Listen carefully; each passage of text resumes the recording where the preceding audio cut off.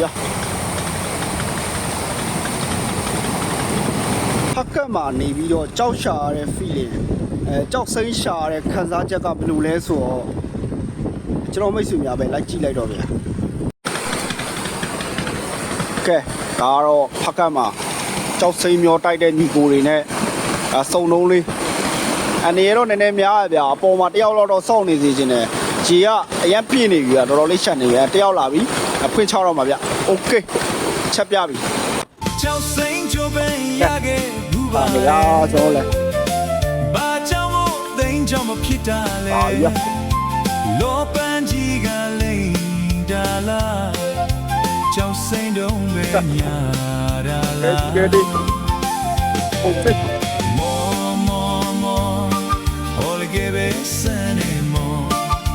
လိညာလေစားကြီးရဲ့ဒိတ်ပဲမော